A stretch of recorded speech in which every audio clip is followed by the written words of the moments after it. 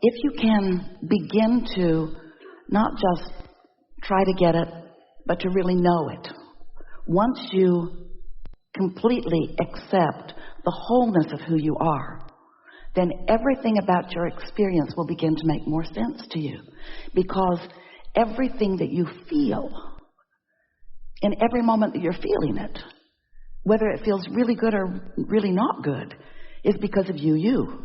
It's because of the vibrational relationship between what your inner being is thinking, therefore vibrating, therefore attracting, and what you are thinking, therefore vibrating, therefore attracting. So, for example, since your inner being always gives everyone the benefit of the doubt, when you don't feel very good because you're not pinching yourself off. That can never happen. In other words, you can't sever the relationship between you and you.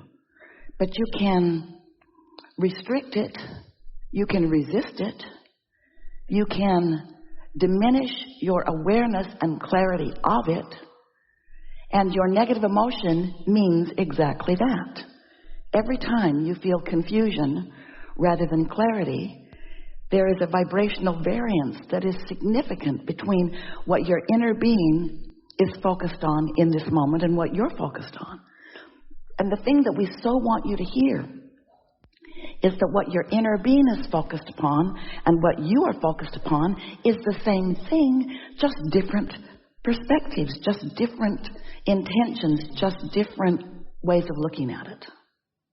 Have you ever watched the results of some eyewitness accounts of some incident? And aren't you often surprised, even confused, at the variance in their stories when they saw the same thing happen? And it's because it isn't what they saw or what happened that is at the root of their explanation. It's who they are and how they feel as they saw it. If you yourself feel like a victim, you're going to see a victimization. If you yourself are sick and tired of victims, you're going to see something other than a victimization. Because your perspective, controls what you see. And your perspective, you could call it your expectation. You could call it your belief. So a belief is a thought that you continue to think. It's a vibrational habit or pattern. And an expectation is just a stronger version of that. You've believed it and you've acknowledged that you believe it and you've spoken about your beliefs until your beliefs are attracting to you evidence of your beliefs, and then you expect it next time, and you expect it next time, and you expect it next time, because the law of attraction keeps yielding to you what you believe, which causes you to expect it. But we don't call that deliberate creating. We call that creating by default. We call that attracting by virtue of your observation. We love you so much. You know what's coming next? Call it sloppy thinking. We call it offering most of your vibration, and most humans do this. You offer most of your vibration in response to what you are observing. But you got to factor in that what you're observing is coming to you by what you expect. And so it feels like it's true. Well, it certainly is. It's manifesting. But what we want you to understand is that you are making it so. And if you like it, then keep doing it.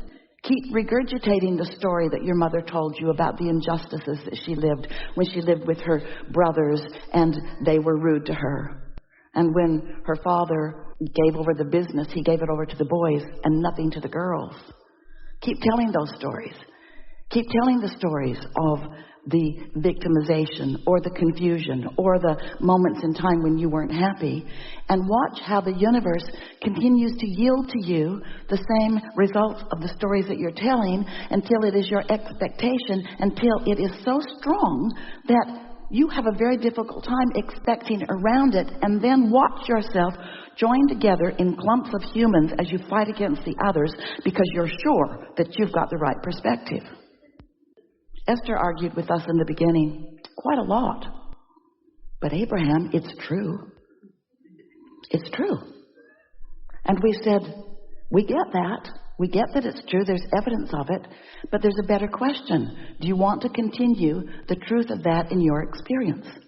Is this a truth that you want to surround you, to manifest to you? Because it isn't a question of whether it's true or not. You get what you're thinking about, whether you want it or not. And there are all kinds of people creating all kinds of things that they want, and all kinds of people creating all kinds of things that they don't want. And you spend so much endless, useless, futile time arguing with each other about what you are individually attracting, instead of just getting on with the business of doing it the way you mean to do it.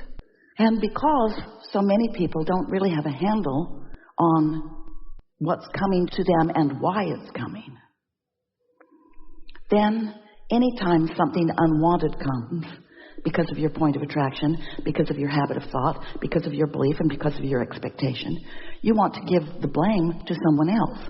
This happened to me because of you. And that's where we really get stubborn in our conversation with you, because it is never, ever, ever, ever, ever about what someone else is doing. And you might say, well, sure felt like it, because I didn't feel like that until he did that. And we say, yeah, but he didn't do that till you felt like that. And you say, come on, Abraham. He did that, and then I felt that way. And we say, but you were feeling that way before he did that. And you say, no, don't think so. And we say, then you need to pay more attention. You got to pay more attention to how you're feeling, because there are two ways to know what you're attracting. One is pay attention to how you feel. And the other is wait until it's there and then look it over. But wouldn't it be nice if you could be in more conscious, deliberate control of what you attract? Now, we want to remind you that you came deliberately, intentionally into this environment because you were eager about the variety, the contrast that you knew would surround you. And you knew that from that, you would make, at many levels of your awareness, really consciously aware and less consciously aware, you knew that you would feel or decide what you prefer. And you knew that as you preferred something, in other words, when you're living something unpreferred, your preferred version of it comes clear. And so every time a preferred version happens within you, which is many, many times in every day, that preferred version is what your inner being focuses upon. And then it becomes part of the point of attraction of your inner being. So what that means is every time you know what you don't want and therefore know what you do want, your inner being focuses upon the know what you do want part of it. And that's where you and your inner being vary. Because your inner being always focuses upon what you have concluded that you want, always upon your most expanded version of you, while you, we love you so much, you so often stand in awareness of what you don't want while you spit out what you do want, but you focus upon what you don't want as you justify what you do want, while you focus upon what you don't want as you ride in the discomfort of what you don't want, while your inner being is off to gather the cooperative components of what you do want. And the more cooperative components of what you do want are gathered, then the more you feel your own not cooperating. And that's also what negative emotion is. Negative emotion means, in the moment that I feel it, I'm not cooperating with what I said I want. It would be like you asking a friend to help you work something out, so your friend gets right on it.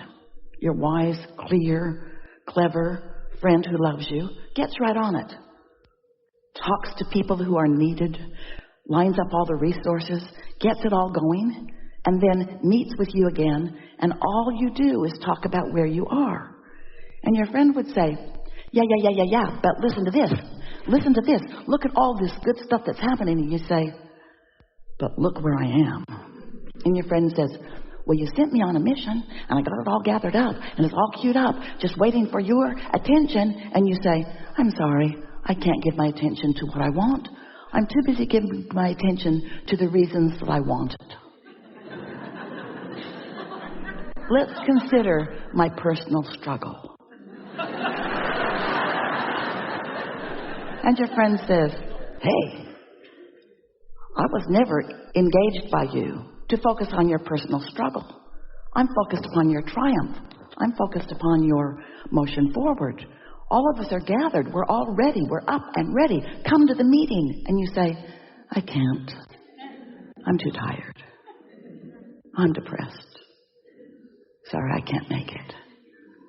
And the thing that's interesting is that meeting goes on eternally. Your friend, your non-physical friend, your inner being friend, your Abraham friend, your source energy friend doesn't say, all right, then you blew it. We gathered the resources and you didn't come, so. Instead, the resources just continue to be gathered. The collection of cooperative components just continues to expand. You set it into motion, and your inner being is tending to it. You're just not coming.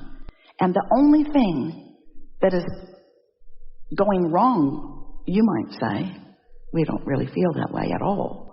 The only thing that is going wrong is that your creation is moving forward without you. And then, here's the interesting thing. We love you so much. You're struggling more, so you're asking for more, and more cooperative components are being gathered. And then you struggle more, and you're asking for more. Oh, you should see what's going on in this vibrational reality that you have set into motion. And do you know, the more that you live life and the more that you ask because of the life that you're living, the bigger your vibrational reality. It's so big, we gave it a name because we want you to accept the realness of it, the vortex. Wrote 2 books about it. We want you to know that this vibrational reality is real. And it is tended to by the you of you, by the larger part of you. Oh, the bigger it gets, the more important it is you go along with it or you don't feel good. And that's why sometimes we love you so much. As people move through life, they feel worse as time goes by because they continue to expand and not go. They continue to expand and not go. But no worries, because at any point, with all of this expansion there, you can just relax and chill and go. Oh, that's a nice ride when you accept who you really are and what you've really amassed. And you find some way of thinking that begins to let it into your perception and therefore let it into your reality. And that's the part that we call you turning thoughts to things. You deliberately turning thoughts to things. Oh, you're turning thoughts to things all day, every day. It's just some of those thoughts that you're turning to things are things you don't want to own up to.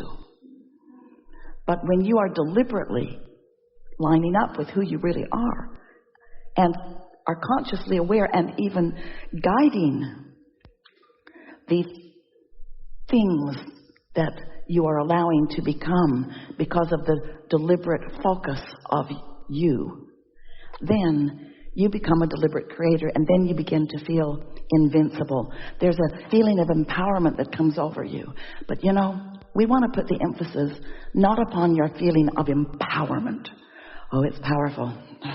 It's you accessing the energy that creates worlds. It's powerful. It could not be more powerful. It is so powerful. But we don't want to put the emphasis on the power of it. We want to put the emphasis on the pleasure of it. Because when you allow you to be you, then you are basking in love. Oh, the feeling of love in comparison with the alternative. Then you're basking in clarity. The feeling of clarity in comparison with confusion. You're basking in conscious awareness. The difference of conscious awareness in relationship to conscious confusion. But we're not talking about what you can be or do or have in terms of the power of it. We're talking about the process of being it and doing and having it in terms of the pleasure of the alignment of it. Because when you line up with what you have created through the contrast that you've lived, there's a pleasure, there's a satisfaction. That's the word. There's a satisfaction in life that comes from only one place, and that's having launched a desire and you moving in the direction of it.